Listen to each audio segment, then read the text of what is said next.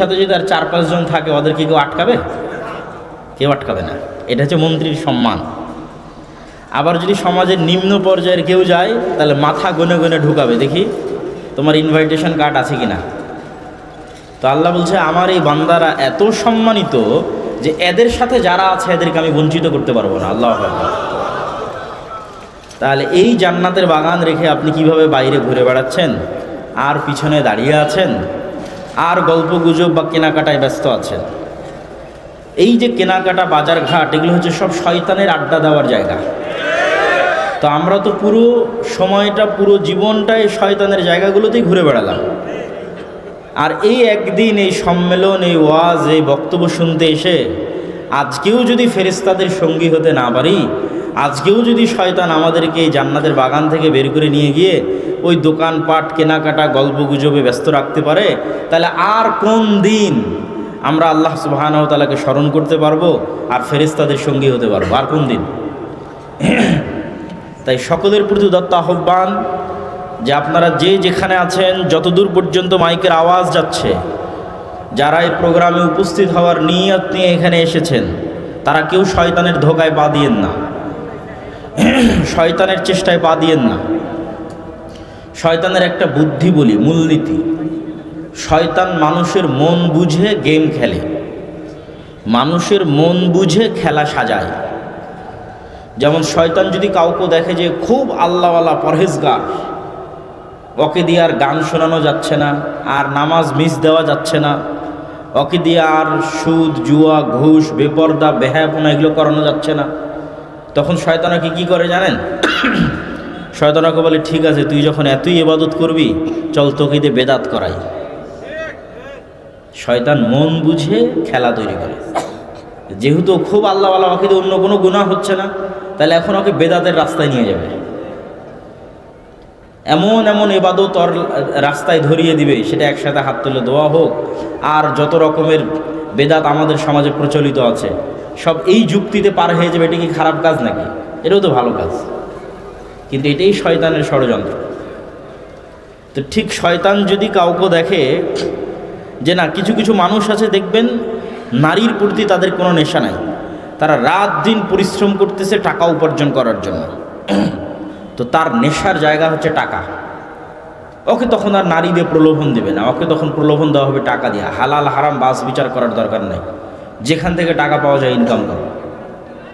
এই জন্য প্রত্যেক মানুষকে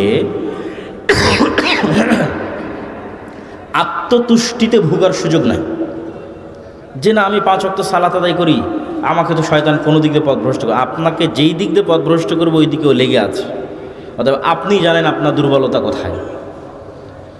তো ঠিক তেমনই যারা একটু ঘোরাফেরা পছন্দ করে, কেনাকাটা পছন্দ করে, খাওয়া দাওয়া পছন্দ করে, এদেরকে শয়তান আজকের এই মাহফিল থেকে উঠিয়ে নিয়ে গিয়ে সেগুলোই করাচ্ছে। আমাদের আজকের বক্তব্যের সংক্ষিপ্ত বিষয়বস্তু মুসলিম উম্মার পতন এবং তা থেকে উত্তরণের উপায়। যদিও এই টপিকের উপর আমি বিভিন্ন সময় বিভিন্নভাবে বিভিন্ন আঙ্গিকে আলোচনা করেছি, আজকের আলোচনা আরও ভিন্ন এবং ব্যতিক্রম আঙ্গিকে হবে। মুসলমানদের যে পতন সংঘটিত হয়েছে, এইটা বুঝার জন্য আপনাকে বেশি দূর যেতে হবে না, বেশি দূর না। এই কয়দিন আগে সংবাদপত্রে নিউজ আসলো যে আমেরিকার যারা অবৈধ প্রবাসী আছে বাংলাদেশি, তাদেরকে আমেরিকা থেকে গ্রেফতার করে হাতে হাত করা আর পায়ে শিকল বেঁধে বিমানে উঠিয়ে 30-40 ঘন্টার সফর করে বাংলাদেশে নামিয়ে দিয়ে গেছে। এই 30-40 ঘন্টা পেশাব পায়খানা করতে দেওয়া হয়নি। তো এই যে মানুষের মধ্যে একটা আবেগ, তাড়না, যে আমাকে যে কোনো মূল্যে মিথ্যার আশ্রয় নিয়ে হলেও আমেরিকা, ইউরোপ যেতে হবে, আবার তারা আমেরিকা, ইউরোপে থাকতে দিবে না, এই জন্য এইভাবে বিতাড়িত করা।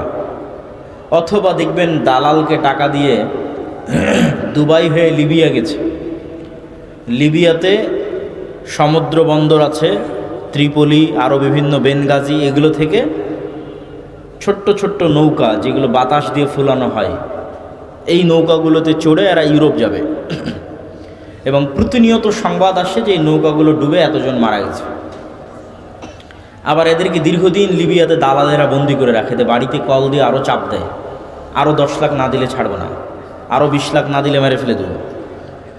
তো ওই ভূমধ্য সাগরে ভাসতে থাকা নৌকা, যেই নৌকাতে সারা পৃথিবী থেকে যারা একত্রিত হয়েছে সব মুসলমান, বাংলাদেশ, আফগানিস্তান, আফ্রিকা, পাকিস্তান, এগুলোর মুসলমান, হিন্দু বৌদ্ধ খ্রিস্টান পাওয়া যাবে না। তো তারা জীবন বাজি রেখে ইউরোপ যেতে চাচ্ছে, আবার আমেরিকা যেতে চাচ্ছে, আবার আমেরিকা থেকে তাদেরকে জোর করে এভাবে শিকলবন্দি করে ফেরত পাঠানো হচ্ছে। এটা পৃথিবীতে বসবাস করা দুইটা জাতির মাপ বুঝায় যে কোন জাতি কোন অবস্থায় আছে। আমেরিকা কোন লেভেলে আছে আর ইউরোপ কোন লেভেলে আছে, আর মুসলমানেরা কোন লেভেলে আছে, এটার একটা প্রমাণ। মুসলমানদের মূল্য বর্তমান পৃথিবীতে জীবজন্তু পশু প্রাণীর মতো নয়। আপনি গাজার মানুষের কথা চিন্তা করেন, গাজার টানেলের মধ্যে আটকা পড়েছে যে হামাসের সৈন্যরা, তাদের কথা চিন্তা করেন। তাদের জীবনের মূল্য পৃথিবীর কাছে কিছুই না। তাদেরকে ওই টানেলে ক্ষুধার্ত অবস্থায় মৃত্যুবরণ করতে হবে, তাদের বাঁচানোর মতো কেউ নাই পৃথিবীতে। না হামাসের ঊর্ধ্বতন লিডার, কেননা শান্তি চুক্তি হয়ে গেছে, না কাতার, না অন্য কোনো দেশ, না আমেরিকা, ইসরায়েল তো নয়। তো এই টানেলের মধ্যে আটকে থাকা হামাসের সৈন্যরা প্রমাণ বহন করে যে মুসলমানেরা কত বড় গোলাম, কত বড় কৃতদাস, মুসলমানদের জীবন কি পরিমাণ মূল্যহীন। এবং কেউ যদি মেরুদণ্ড সোজা করে মুসলমানদের পক্ষে কথা বলে, তাহলে পৃথিবীতে তার জীবনের দাম নাই। যেমন যদি আপনারা আপডেট পেয়ে থাকেন, আজকে ইনকিলাব মঞ্চের একজন আমাদের সমবয়সী অথবা আমাদের চেয়ে কম বয়সের হতে পারে, সমবয়সী অথবা আমাদের চেয়ে অল্প বয়সী শরীফ উসমান হাদি, আমার সাথে সরাসরি কখনো দেখা হয়নি, তবে আমি 2-1টা বক্তব্য শুনেছি এবং তার বক্তব্য থেকে মনে হয়েছে মানুষের অন্তরের খবর তো আল্লাহ জানে, একমাত্র আল্লাহই হচ্ছে আলিমুম বিজাতিস সুদূর। কিন্তু বক্তব্য শুনে মনে হয়েছে যে বাংলাদেশের স্বাধীনতা এবং সার্বভৌমত্বের পক্ষে এবং ভারতীয় আধিপত্যবাদীর বিরুদ্ধে উপস্থিত যে কোনো পরিবেশ মোকাবেলা করার জন্য কথা দিয়ে, যুক্তি দিয়ে তার তুলনা বর্তমান যারা নতুন প্রজন্মের মধ্যে রাজনীতি করতেছে খুব কম আছে। তো বাংলাদেশের আপনি অন্য দেশের গোলামি করে কথা বলেন, আপনার জীবনের নিরাপত্তা আছে, অন্তত এখান থেকে পালিয়ে পাশের দেশে তো বাঁচতে পারবেন না। তাহলে ভিন্ন দেশের গোলামি করলে জীবনের নিরাপত্তা আছে, বাংলাদেশের পক্ষে কথা বললে জীবনের নিরাপত্তা নাই। বাংলাদেশের স্বাধীনতা এবং সার্বভৌমত্বের পক্ষে দাঁড়ালে আপনার জীবনের নিরাপত্তা নাই।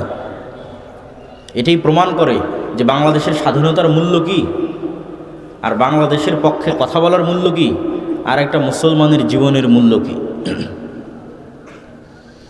সম্মানিত উপস্থিতি, তাহলে এই যে গোলামি, এই যে দাসত্ব, এই দাসত্ব, এই গোলামির জিঞ্জির ভাঙবেন কিভাবে, এটাই আজকের বক্তব্যের আলোচ্য বিষয়। মুসলমানদেরকে এই গোলামি এবং দাসত্ব ভাঙতেই হবে, কিন্তু কিভাবে? আমরা 4টে পয়েন্টে অল্প অল্প করে কথা বলবো। 1 নম্বর পয়েন্ট হচ্ছে ঈমান বিল গায়েব, 2 নম্বর পয়েন্ট হচ্ছে নেতৃত্বের বিকাশ, 3 নম্বর পয়েন্ট হচ্ছে সৎ আমল, 4 নম্বর পয়েন্ট হচ্ছে জ্ঞান ও শিক্ষা। ঈমান বিল গায়েব, পৃথিবীতে বাহ্যিক যে লজিকের উপর ভিত্তি করে পৃথিবী চলে, গায়েব সেই লজিকের উপর চলে না। গায়েবের লজিক ভিন্ন, গায়েবের কার্যকরণের সূত্র ভিন্ন, যা পৃথিবীর কার্যকরণের সূত্রের চেয়ে বিপরীত বা মিলবে না। যেমন একটা উদাহরণ দিই, আমাকে আপনি বললেন দান করতে, আমার এখানে যদি 100 টাকা থাকে, তাহলে এখান থেকে আমি 150 টাকার মধ্যে 50 টাকা দিয়ে দিলাম, তাহলে দুনিয়ার কার্যকরণের সূত্র অনুযায়ী 150 টাকা থেকে 50 টাকা কমে গেল। এই কাজটার গায়েবে প্রভাব কী? এই কাজটাকে গায়েবে এভাবে সাজানো আছে যে আমহাকুল্লাহুর রিবা ওয়া ইউরবিস সাদাকাত, এটা গায়েবের কার্যকরণের সূত্র। দুনিয়াতে টাকা কমে গেছে, কিন্তু গায়েবের টাকা বেড়ে গেছে। তো গায়েবের কার্যকরণে টাকা প্লাস হয়েছে, দুনিয়ার কার্যকরণে টাকা মাইনাস হয়েছে। এখন গায়েবের কার্যকরণে যে টাকা প্লাস হয়েছে এটাও দুনিয়াতে একদিন প্রকাশ পাবে। সেটা কবে প্রকাশ পাবে? সময় লাগবে। এই 150 টাকা 500 টাকায় পরিণত হবে, বা 5000 কোটি টাকায় পরিণত হতে পারে, 1500 কোটি টাকাতে পরিণত হতে পারে। গায়েবের কার্যকরণের সূত্র অনুযায়ী সেটির প্রভাব পৃথিবীতে প্রকাশ পাবে কবে আল্লাহ ভালো জানে। কিন্তু দুনিয়ার কার্যকরণের সূত্রের সাথে গায়েবের কার্যকরণের সূত্রের মিল নাই। দুনিয়ার কার্যকরণের সূত্র অনুযায়ী আমি আপনাকে 100 টাকা ধার দিয়েছি, আপনি আমাকে সুদ সহ 150 টাকা ফেরত দিয়েছেন, তাহলে দুনিয়ার হিসাবে এখানে প্লাস হয়েছে। দুনিয়ার হিসাবে এখানে প্লাস হলেও গায়েবে প্লাস হয়েছে না মাইনাস হয়েছে? মাইনাস হয়েছে। গায়েবে যে মাইনাস হয়ে গেছে এটাও প্রকাশ পাবে দুনিয়াতে, সময় লাগবে। একদিন সুদের পরিণতি ভিক্ষা, সুদের পরিণতি ফকির, এটা একদিন প্রকাশ পাবে। কিন্তু এই ক্যালকুলেশনটা হয় গায়েবে। তাহলে আমাদের যেটা জানতে হবে, আমাদের যেটা বুঝতে হবে, সেটা হচ্ছে গায়েবে কেমনে মুসলমানদের বিজয় নির্ধারিত আছে। আমি মনে বুঝাতে পারিনি। আল্লাহর অদৃশ্যের লিখনে মুসলমানদের বিজয় কিভাবে লিখিত আছে, এইটা যদি আপনি বুঝে যান আর ওইটার সাথে যদি মিলাতে পারেন, তাহলে আগে গায়েবে বিজয় নির্ধারিত হতে হবে। দুনিয়াতে বিজয় এমনি প্রকাশ পাবে। আর গায়েবের নির্ধারণের সাথে আমার চেষ্টা মিলল না, হাজার চেষ্টা করলেও ইসলাম এবং মুসলমানদের বিজয় হবে না। তাহলে ইসলাম এবং মুসলমানদের বিজয় জানার জন্য, মানার জন্য, বুঝার জন্য গায়েবের কার্যকরণের সূত্র সম্পর্কে জানা দরকার।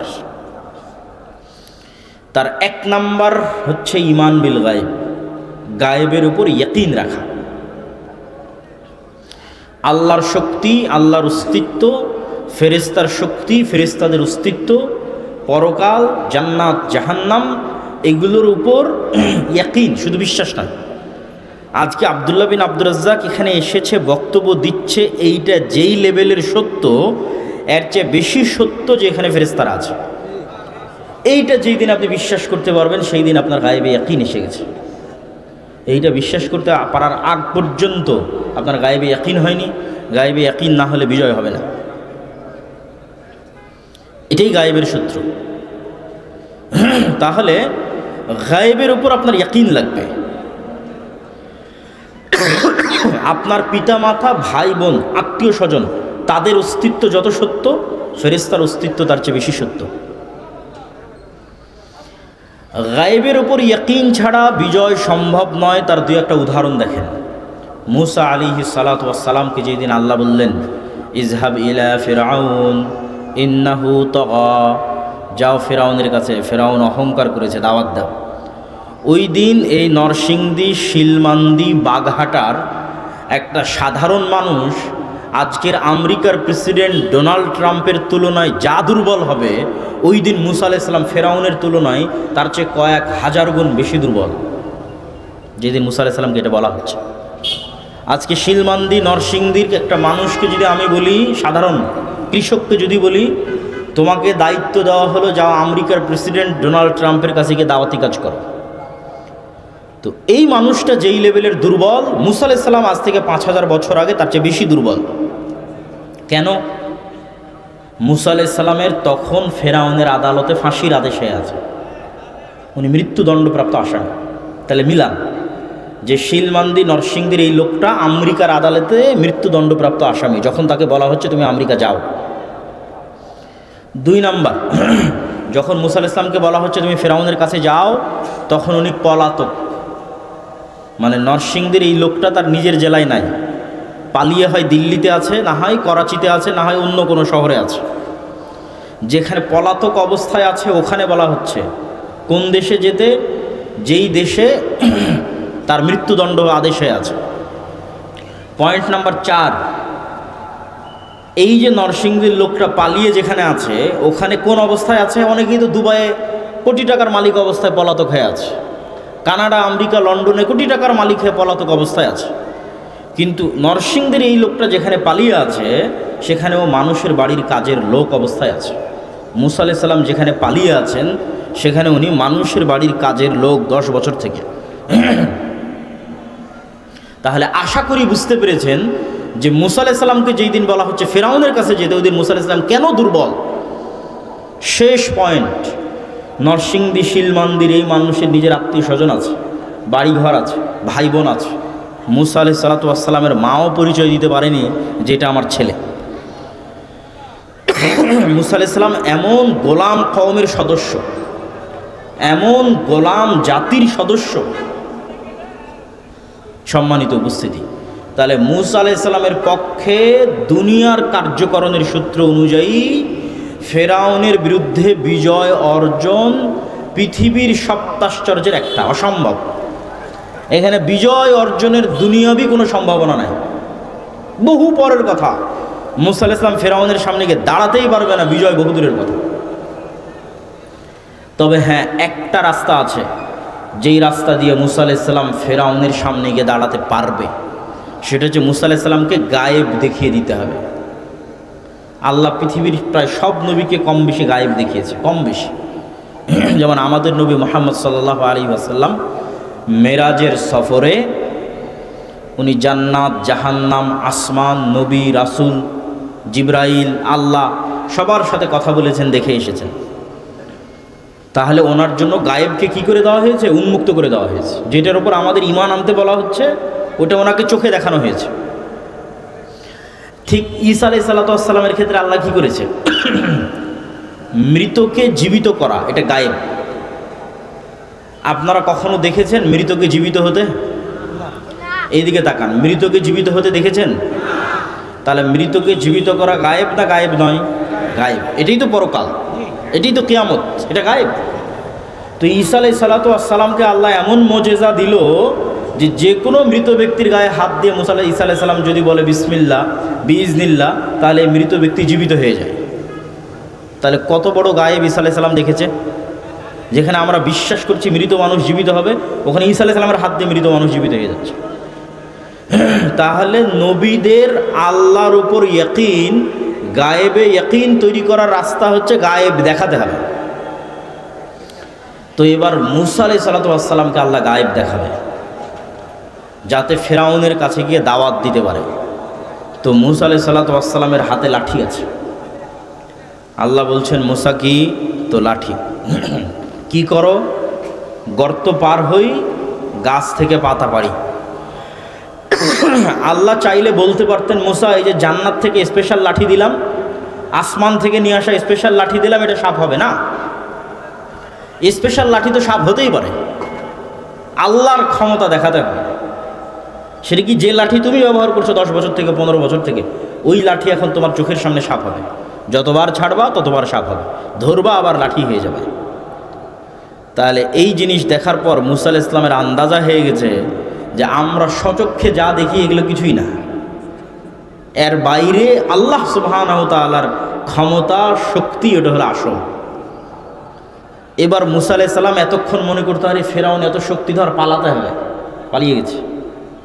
আর এবার গায়েব দেখার পর মুসা আলাইহিস সালাম মনে করবে কি? লা হাওলা ওয়ালা কুওয়াতা ইল্লা বিল্লাহ, যে ফেরাউনের শক্তি সমান 0। এই বাক্যের অর্থ হচ্ছে লা হাওলা ওয়ালা কুওয়াতা ইল্লা বিল্লাহ। এই বাক্যের অর্থ হচ্ছে ফেরাউনের শক্তি সমান সমান কত? 0। এইবার মুসা আলাইহিস সালাম ফেরাউনের কাছে যেতে পারবে, কেন? গায়েবে ইয়াকিন হয়ে গেছে।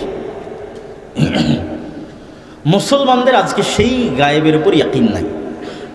এই জন্য মুসলমানেরা মনে করতেছে হিন্দুদের মন্দির পাহারা দিয়ে শিরকে সহযোগিতা করে ক্ষমতায় যেতে হবে। গায়েবে ইয়াকিন থাকলে কোশ্চিনকালও কেউ এটা করবে না। তাহলে গায়েবের মদদেই মুসলমানদের বিজয়, ফুল স্টপ। দুনিয়াবি শক্তিতে মুসলমানদের বিজয় অতীতে কোনো নবীর ইতিহাসে হয়নি, মুসলমানদের অতীতে কোনো দিন হয়নি, ভবিষ্যতে কোনো দিন হবে না। মুসলমানদের বিজয়ের একটাই রাস্তা, গায়েবের মদদ, আল্লাহর সাহায্য। ওই সূত্র যেদিন আপনি পূরণ করতে পারবেন, যেদিন আল্লাহর সাহায্য আসবে, ওইটার শর্ত যেদিন পূরণ করতে পারবেন সেদিন বিজয় হবে। তা আমরা সেটাই জানার চেষ্টা করতেছি। তো আগে কয়েকটা উদাহরণ দেখি, যে এটাতে যে ফুল স্টপ দিয়ে দিলাম যে গায়েবের মদদ ছাড়া মুসলমানদের বিজয় নাই, আরও 2-1টা উদাহরণ দেখি।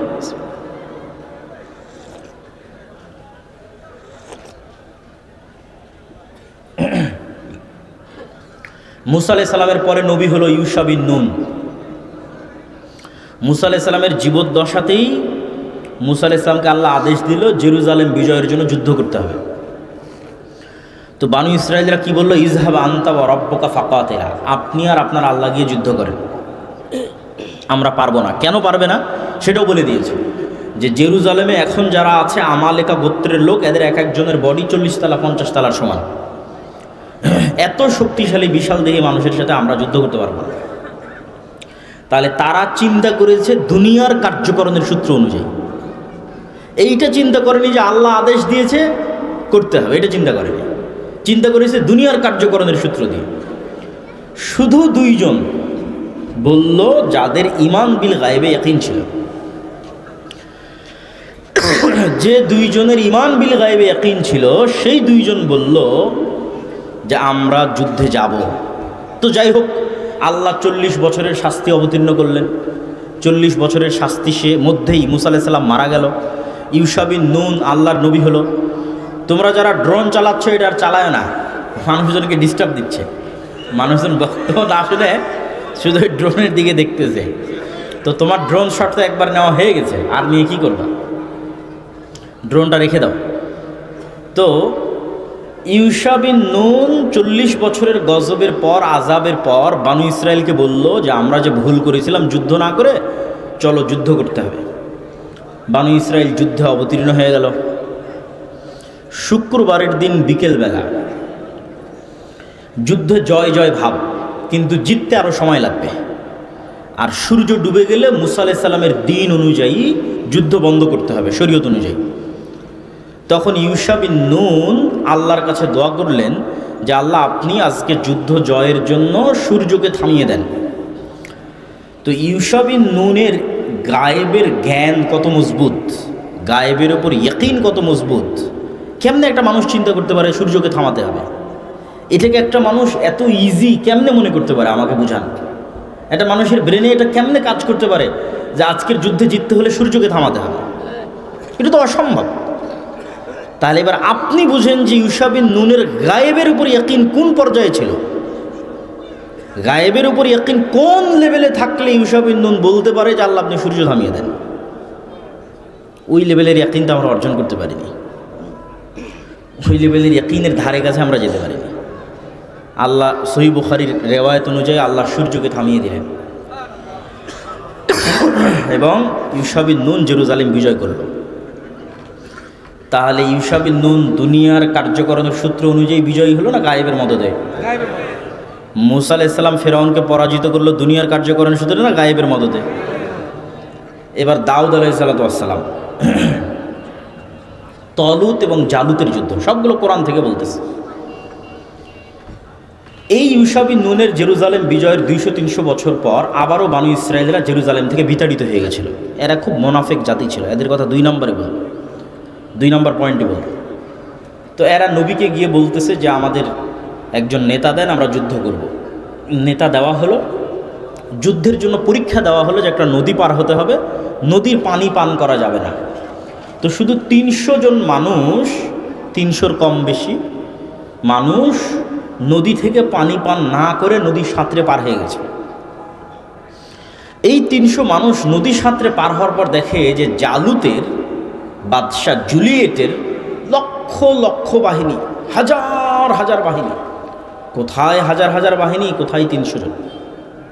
তো কোরআনের ইবারত হচ্ছে লা তাকাতা লানাল ইয়াউমা বিজালুতা ওয়া জুনুদি, লা তাকাতা লানাল ইয়াউম। কোরআনের ইবারত যে ওই দিন মুসলমানেরা বলল জালুতের বাহিনী দেখে যে আমাদের তো কোনো শক্তিই নাই, আমরা দুর্বলে কথা বলি, লা তাকাতা লানাল ইয়াউম, আমার কোনো শক্তিই নাই। কোথায় লক্ষ লক্ষ, কোথায় 300, আমরা তো জিরো। এই যুদ্ধ কেমনে হবে? তখন ওদের মধ্যে যাদের ঈমান বিল গায়বে ইয়াকিন ছিল তারা বলল, কোরআনের আয়াত, কাম মিন ফিআতিন কালিলাতিন গালাবাত ফিআতান কাসীরাতাম বিইজনিল্লাহ, তোমরা আল্লাহর উপর ইয়াকিন রাখো, আল্লাহ কত দুর্বল কওমকে কত শক্তিশালী জাতির উপর বিজয় দান করেছে। বলেন আল্লাহু আকবার। যুদ্ধ হলো, যুদ্ধে দাউদ এবং তলুত বিজয়ী হলো, দাউদ আলাইহিস সালাম। তাহলে দাউদ আলাইহিস সালাম এবং তলুত দুনিয়ার কার্যকরণের সূত্রতে বিজয় হলো না গায়েবের মদতে? গায়েবের মদতে। এবার আসে আমাদের নবী মুহাম্মদ সাল্লাল্লাহু আলাইহি ওয়াসাল্লাম। বদরের যুদ্ধ, উহুদের যুদ্ধ, খন্দকের যুদ্ধ, আল্লাহর নবীর জীবনের প্রত্যেকটা যুদ্ধ, কোনোটাতে কেউ বলতে পারবে না মুহাম্মদ সাল্লাল্লাহু আলাইহি ওয়াসাল্লাম দুনিয়াবী দিক থেকে শক্তিশালী ছিলেন। এমত অবস্থায় উনি বিজয়ী হয়েছে। খন্দকের যুদ্ধে সমগ্র আরব উপদ্বীপের গোত্র উপগোত্র একত্রিত হয়েছে, 10,000 বাহিনী। মদিনার ভিতরে থাকা ইহুদিরাও বাইরের কাফেরদের সাথে হাত মিলিয়েছে। মুনাফিক মুসলমানরা তো আছেই, মাত্র 700 থেকে 1000 ছাড়া মুহাম্মদ সাল্লাল্লাহু আলাইহি ওয়াসাল্লামের সাথে কেউ নাই। দুনিয়ার লজিকে আবু সুফিয়ান ফুল কনফিডেন্ট, আগের 2 বার যা হয়েছে হয়েছে, এইবার মদিনাকে মাটির সাথে মিশিয়ে দিয়ে যাব দুনিয়াবী কার্যকরণের সূত্র অনুযায়ী। কেনা 10,000 বাহিনী নিয়ে সারা আরব জাহানকে একত্রিত করা হয়েছে ছোট্ট মদিনার বিরুদ্ধে, মুহাম্মদ সাল্লাল্লাহু আলাইহি ওয়াসাল্লামের ছোট্ট নিবু ইসলামের বিরুদ্ধে। তো এই যতগুলো যুদ্ধে মুহাম্মদ সাল্লাল্লাহু আলাইহি ওয়াসাল্লাম মক্কার কাফের মুশরিকদের বিরুদ্ধে বিজয়ী হয়েছে, উনি দুনিয়াবী কার্যকরণের সূত্রতে বিজয়ী হয়েছে না গায়েবের মদদে? মুহাম্মদ সাল্লাল্লাহু আলাইহি ওয়াসাল্লামকে গায়েবের মদদ পাওয়ার পূর্ব শর্ত পূরণ করতে হয়েছে, এবং গায়েবের মদদই উনি বিজয়ী হয়েছে। তার অসংখ্য হাদিস, অসংখ্য আয়াত, আমার ফেরেশতাদের উপর যেটা পূর্ণাঙ্গ বক্তব্য আছে ওইটাতে আমি হাদিসগুলো তুলে ধরেছি, যেগুলোতে এই যুদ্ধের মাঠে সরাসরি ফেরেশতা অবতীর্ণ হয়েছে, সরাসরি